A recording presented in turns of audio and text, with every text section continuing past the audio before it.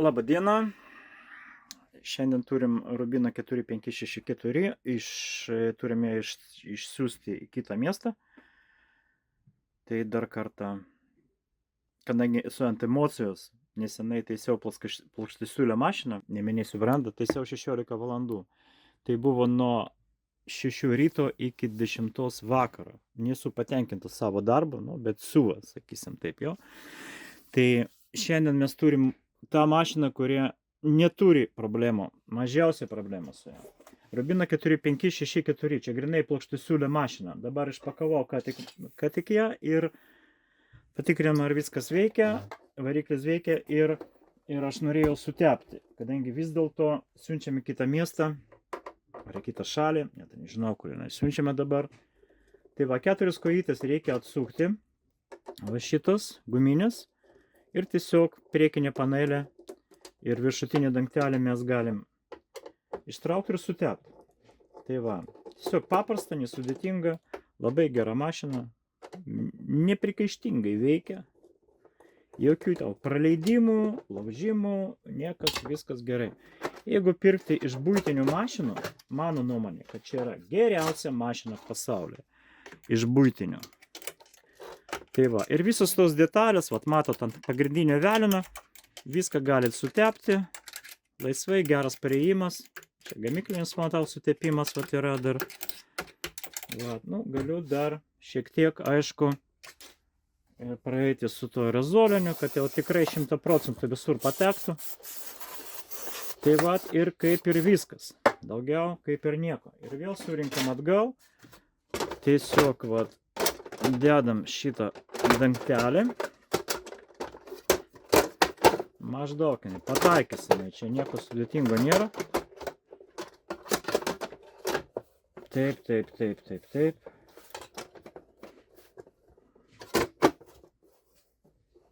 Liktai taip.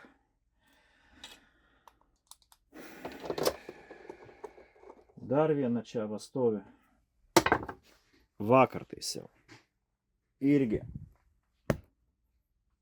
Kaip matau tą mašiną, tiesiog mano nuotaika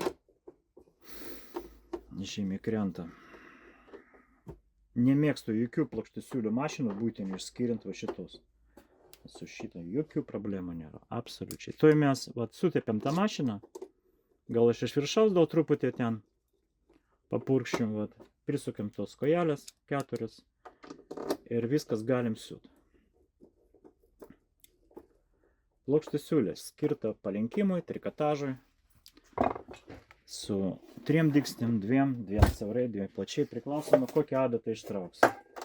Čia dabar 3 adatų atsistatyta, šitą medžiagą gamyklinę mes paprašėm, būtent ten, kur gaminam, mes paprašėm, kad būtų testuota trikotažu ir būtų testuota per va šitą praėjimą iš ploną į storą, nes dažniausiai, jeigu kokios problemos yra, tai ant šitų perėjimų iš ploną į storą, iš storą į ploną, ten labiausiai būna praleidimų kokių nors. Tai va, stovą surinkti labai paprasta, nesudėtinga, tiesiog va čia užmaunat šitą stripą ir statom į vietą siūlų stovą. Mums reikia, jeigu 3 siūlų siūti, 3 adatų, tai reikia 3 siūlų ir dar 1 siūlą į kirpiklį. Pasistengsim sudėti, kaip čia nupiešta. Čia pas mus geltonas, mėlynas, žalias ir rudo neturiu, bus raudonas vietoj rudo. Tai va, pirmą mes įvesim kirpiklį. Tiesiog va čia ištrauksiu siūlus pilnai. Dar kartą praeisim virimą. Dabar nėra siūlų. Nors jūs gausit su siūlais tą mašiną, viską verta tik tai pririšti mezgelius ir siūt. O aš dabar pilnai ištraukiu, kad parodyti virimą. Čia kabinat tarp plokštelių, pravedžiat. Ir mes turim čia nupieštą schemą. Va, yra schema. Nupiešta kaip tas siūlą verta. Tiesiog, kadangi siūlas rudas, tai pas mus visos rudi taškai. Čia. Va šičia va kablis. Paskui šitas. Ir dar mes turim užkabinti Gal aš jums parodysiu šiek tiek arčiau. Tai įvėrimą apatinis siūlas, nes viršutinė tai iš vis labai lengva ir nesudėtinga. Tai kur mes padarėm? Tarp kitko, kitą plokštesiulio kombainą turėjom, siuntinėjom garantinį ar 3 ar 4 kartus į tą Klaipėdą ir galų gale per WhatsAppą, per video pastebėjom, kad kažkur tai va šičia neįvertas siūlas. Įveria siūlą ir baigėsi tie kankinimai. Jau nežinojom, ką daryti. Mes iš proto einam, klientai eina iš proto, pasirodė, kad jinai tiesiog neteisingai veria siūlą. Tai va, rudas siūlas, tas kilpiklių siūlas, sakysim, labiau sudėtingas negu adatus. Tai va, mes turim va šitą kabliuką, šitą vėlą, 2 kabliukai čia. Ir dabar, va, svarbiausia, va šitas momentas, tai yra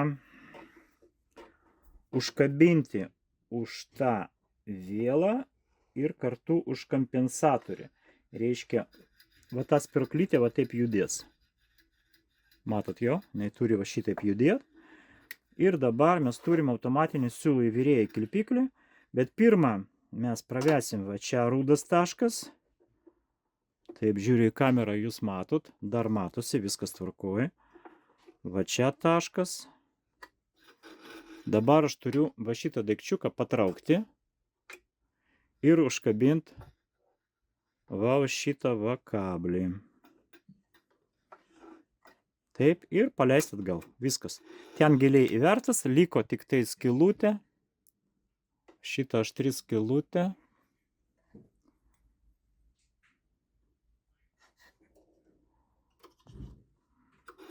Vat ir baigtas įvėrimas. Taip, toliau. Toliau pas mus adatus. Visus 3 adatus kartu. Čia kabliukai, plokštelės, einam, kartu jie eina. Tai va, čia tas. Va, čia tik tai vienam vienas lovelis, kitam, net ir pažymėta, matot, pažymėta tai ir kaip ir gerai, tegul būna taip, kaip pažymėta. Geltonas. Čia geltonas, matot, va, kuris čia, tas kraštutinis geltonas jau. Bet čia esmės kaip ir neturi, va. Dabar šitas geltonas pas mus. Va šičia va lovelis toks yra tiesiai adatą.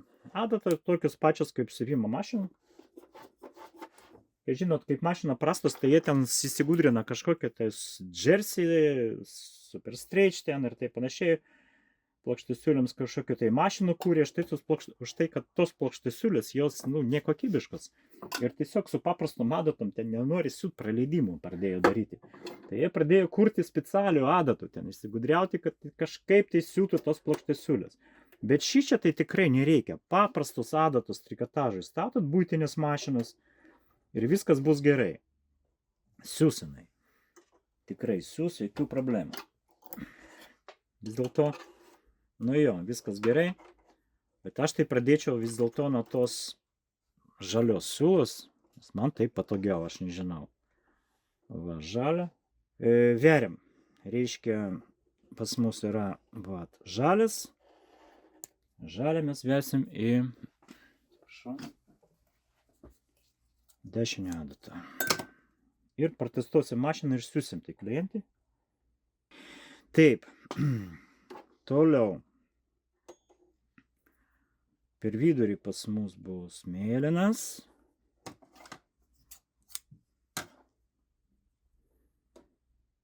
Jeigu man reikėtų prikelti, ta prasme įmonė, kur dirbu, prikelti kokiais kitais plokštesiuliais, ne šitais, o kitais. Aš turbūt išeičiau iš šito darbo. Tikrai parašyčiau savo norą. Atėjo klientė. Traukia jie raudoną siūlą. Virlokai, ne plokštesiulę, va šitą kraštinį siūlą traukia. Kol neištrauksit iš adatų, tas pas ir čia, tarp kitko. Jo. Kad įverti tą kilpiklių siūlą, reikia ištraukti iš adatų, įverti kilpiklio, paskui adatus. Tuo atveju, jeigu netyčia nutrūka. Ir dabar veriam, atsimenat, pirmą šito, paskui adatus.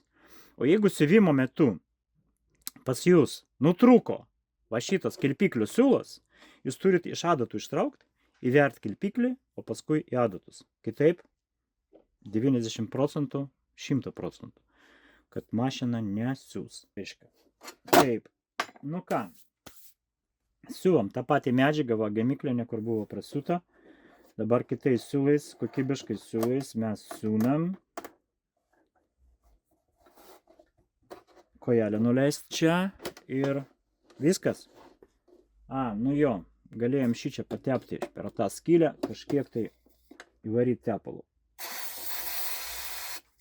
Gerai įvarėm, nemažai.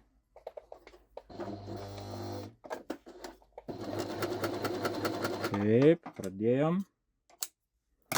Siūlom.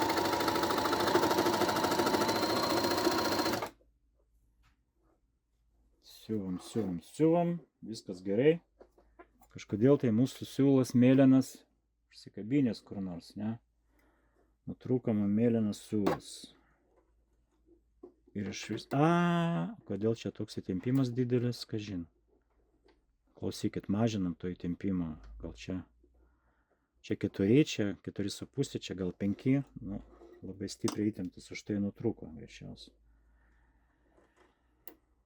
Siūlai šiaip turi būti kuo mažiau prispausti, bet kol apačia gražu, kol nekilpoja.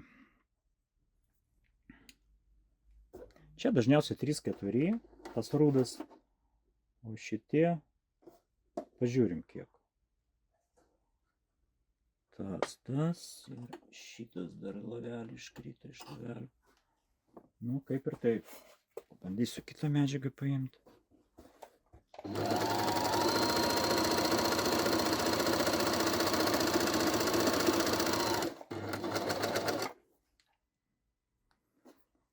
Ką aš matau, gal žalią paspaučiau labiau.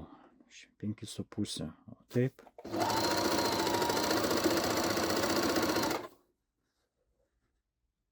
Šitą dar sumažinčiau kažkiek tai, nes va, čia užtarkimas labai geras, o to žalio nelabai. Nu tai čia 3, čia 4. Kas čia dar per gabalas? Šitą gal daugiau, 6. 3, 4, 6. Nu, pažiūrim, kaip čia atrodys trikotažas siūvant.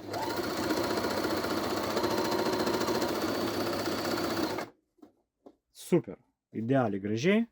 Gražus peltakis, per storą, be praleidimo. Nu tai va tiek šiandien apie plokštisiūlę mašiną. Trikotažinė plokštisiūlė mašina skirta drabužius palenkti. Su jumis buvo Grigorij, pastatykite laikus, pasidalinkite video, nes va, ką tik sakau, tie klientė dabar va, buvo pertrauka pas mane, atėjo, sako, virlokas nesiūna. Tiesiog eiliškumas, siūlas sumaišytas.